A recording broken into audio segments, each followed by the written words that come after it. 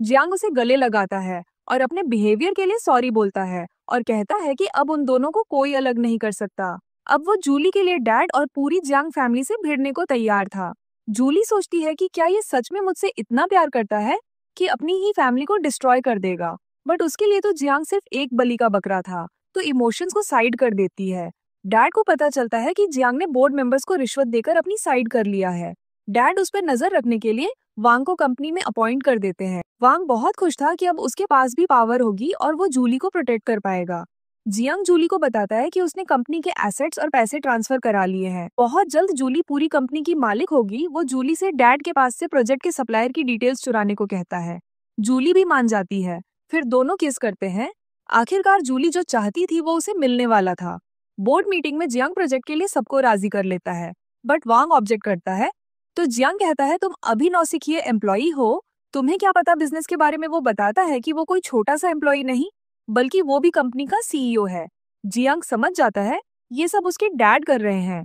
रात में जूली चुपके से स्टडी रूम में जाती है।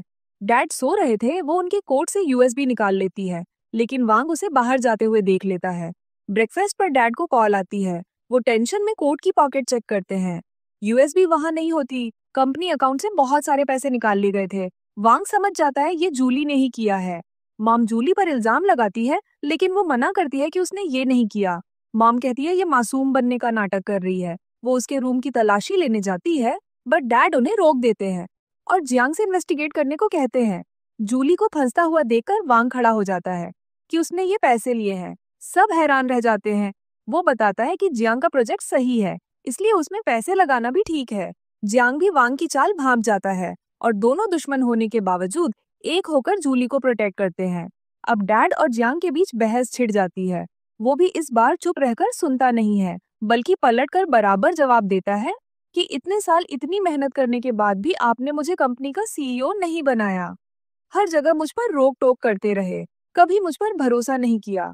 डैड भी ये सब सुनकर झल्ला जाते हैं कि आज के बाद मेरी इजाजत के बिना कंपनी के प्रोजेक्ट का कोई फैसला नहीं लोगे, वरना कंपनी के साथ साथ घर से भी निकाल दूंगा।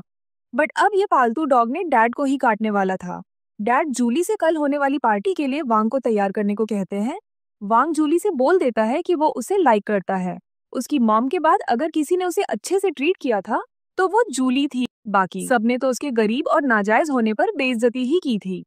जूली सोचती है थर्की के सारे बेटे खुद ब खुद उसके जाल में फंसने चले आते हैं।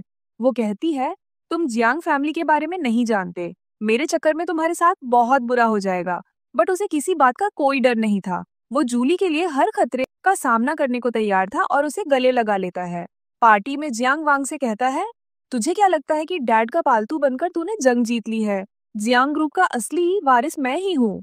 तभी पार्टी में जूली एंट्री मारती है। उसकी खूबसूरती देखकर दोनों उस पर फिदा हो जाते हैं। जियांग आगे बढ़कर उसे डांस के लिए इनवाइट करता है। तभी वांग भी उसे डांस के लिए हाथ बढ़ाता है। जियांग उसे खा जाने वाली नजरों से देखता है। इससे पहले दोनों कोई तमाशा करते मॉम दौड़कर जियांग को पकड़ लेती है और वांग जूली को ले जाता है। मॉम जियांग को रोकने की बहुत कोशिश करती है।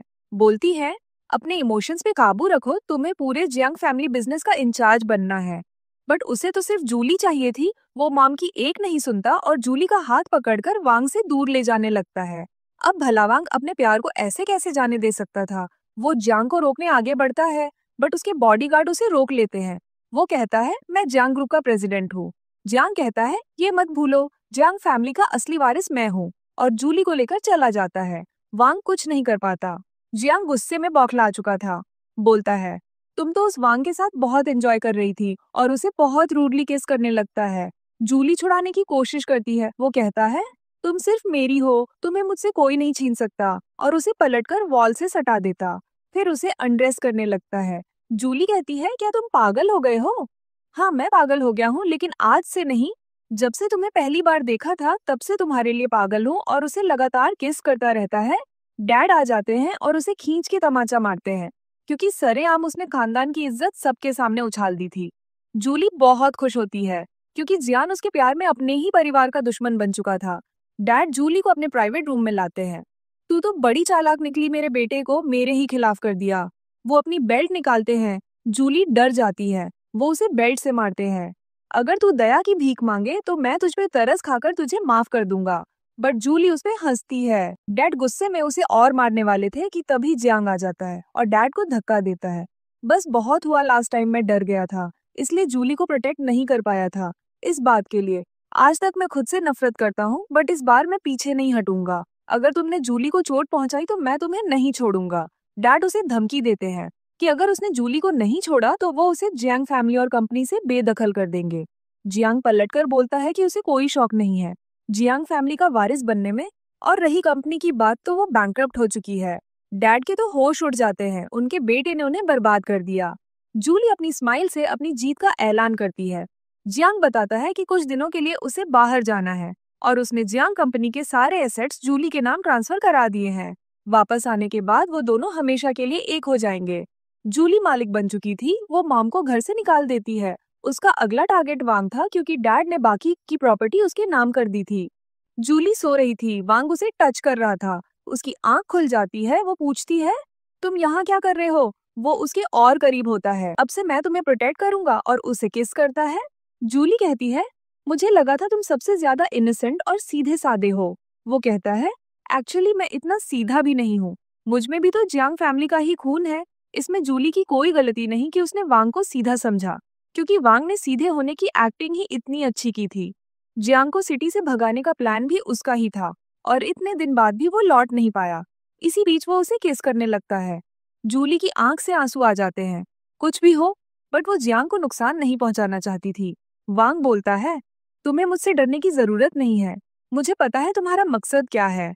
मैं तुम्हारे लिए वो सब करूंगा जो तुम चाहती हो। जूली को न्यूज से पता चलता है कि वांग ने जियांग ग्रुप को टेक ओवर कर लिया है। सबसे बड़ा खिलाड़ी तो वांग ही निकला। लास्ट मोमेंट तक जूली भी उसकी चाल नहीं समझ पाई थी।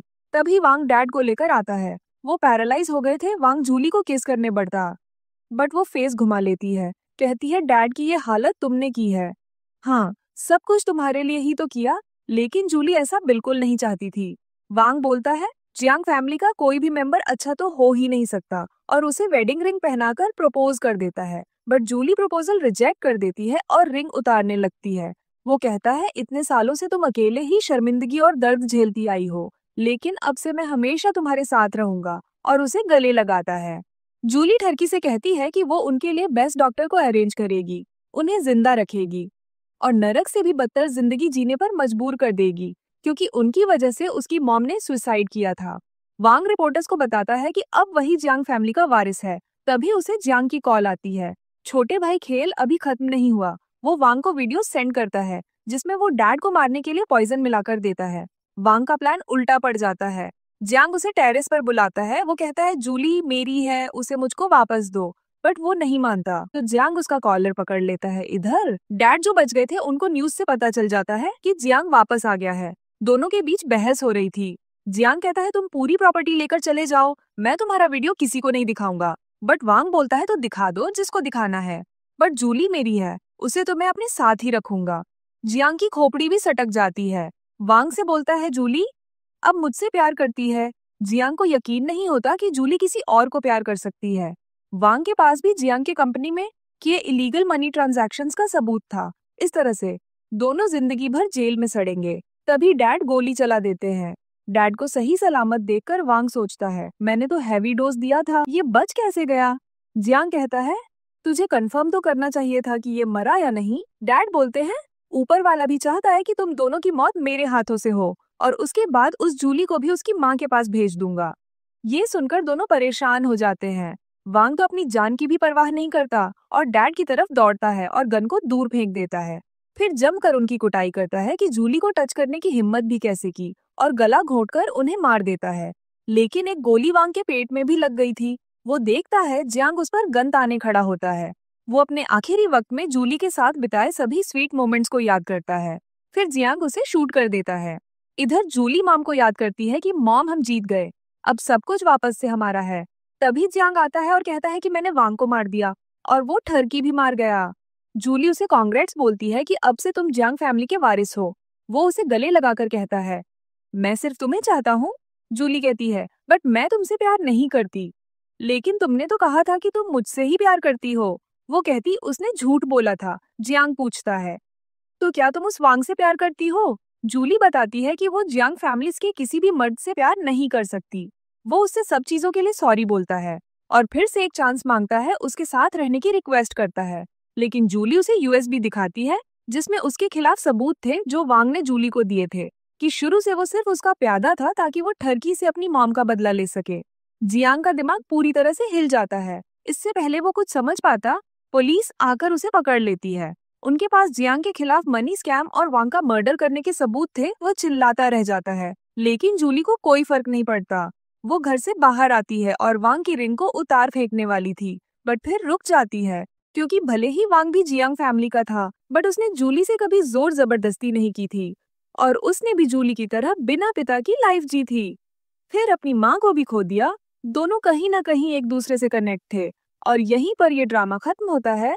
ये स्टोरी जरा हट के थी, तो आप लोगों को कैसी लगी प्लीज कमेंट करके जरूर बताएं। Thank you.